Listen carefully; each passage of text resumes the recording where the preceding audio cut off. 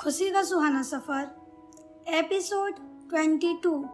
जैसा कि पिछले एपिसोड में ब्रेकफास्ट करते वक्त दुबे जी और मिसेस दुबे के बीच खुशी और दीपक को लेकर बहस हो जाती है और बहस के बीच में कहीं भांजा फोड़ ना हो जाए, इसलिए खुशी और दीपक अपने मम्मी पापा के बीच हो रही बहस को रुकवाते हैं। नमस्कार दोस्तों, मैं नम्रता शर्मा लेकर आई हूँ अपनी लिखी हुई कहानी जिसका नाम है खुशी का सुहाना सफ़र। उम्मीद करती हूँ कि आपका और मेरा ये सफ़र भी सुहाना रहेगा। अगर मेरी लिखी कहानी आपको पसंद आए तो मेरी इस कहानी को लाइक करें और शेयर करें और चैनल को सब्सक्राइब करके अपना प्यार और सपोर्ट मुझे ज़रूर दें। धन्यवाद। घर का सारा काम फ्री करके मिसेस दुबे कॉलेज चली जाती हैं। दीपक भी स्कूल जाने के लिए रेडी रहता है, मगर उसे अभी भी हल्का सा बुखार था। बुखार की वजह से उसका चेहरा उतरा हुआ था, वो बहुत थका हुआ दिखाई दे रहा था।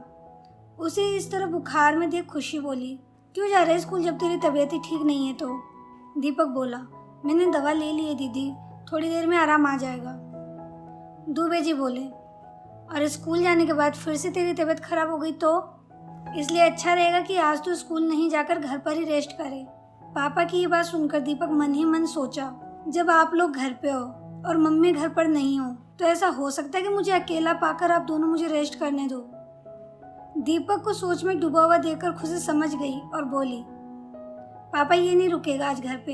ये पक्का मन ही मन ये सोच रहा है कि अगर इसने हमारी बात मानकर आज छुट्टी कर भी ली तो इसे हम घर पर रेस्ट नहीं करने देंगे। ये सुनकर दीपक सकपका गया।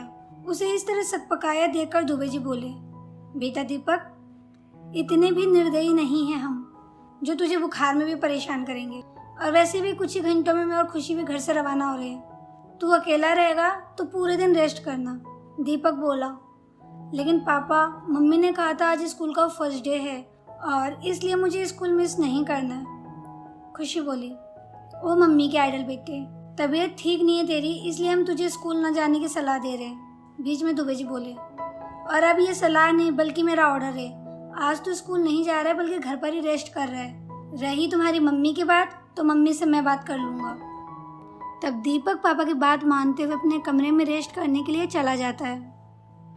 दीपक के वहाँ से जाने के बाद खुशी दुबे जी से बोली, पापा देखा आपने, वो मम्मी के यहाँ ना होने से कितना ज़्यादा अनकंफर्टेबल है।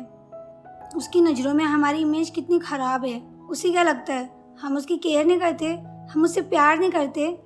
दुबे जी बोले, बेटा ये भी मुझे बहुत अनकंफर्टेबल फील करवाता है। तो अगर ये अनकंफर्टेबल फील कर रहा है तो मुझे इस बात से कोई फ़र्क नहीं पड़ता, और अब उससे ट्रस्ट इशू है तो हम कर भी क्या सकते हैं? खुशी बोली, मुझे लगता है हमें उसका ट्रस्ट जीतना चाहिए। ऐसा करती हूँ कि मैं उसके लिए हल्दी गुड़ वाला दूध बना लेती हूँ, उसके लिए फ़ायदेमंद रहेगा। और मम्मी भी होती तो यही करती। और पापा आपके लिए एक कप चाय बना लाती हूँ। चाय का नाम सुनकर दुबे जी बोले, बेटा चाय फीकी बनाओगी या मीठी? खुशी बोली, बिल्कुल फीकी। दुबे जी बोले, तो ऐसा करना कि मेरे लिए भी हल्दी वाला दूध ही बना लेना, मुझे भी मेरा इम्यून बूस्ट करना है। खुशी बोली, आपके लिए इम्यून बूस्टर मम्मी बनाएगी, फिलहाल मैं दीपक के लिए हल्दी वाला दूध बना लेती हूँ। खुशी किचन में जाती है और हल्दी दूध बनाने लगती है। वो एक तरफ दूध गैस पर गर्म करने के लिए रख देती है और दूसरी तरफ गुड़ की डली को फोड़ती है।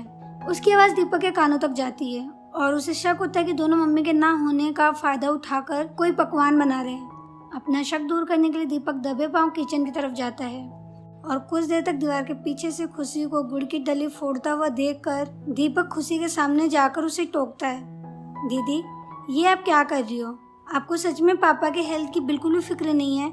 खुशी बोली, अरे पागल, तू गलत समझ रहा है। ये तो मैं तेरे लिए हल्दी गुड़ का दूध बना रही हूँ क्योंकि तू बीमार। वो आगे कुछ बोल पाती। दीपक बोला, दीदी कितना झूठ बोलते हो आप। आपने इससे पहले तो मेरे लिए कभी कुछ नहीं किया।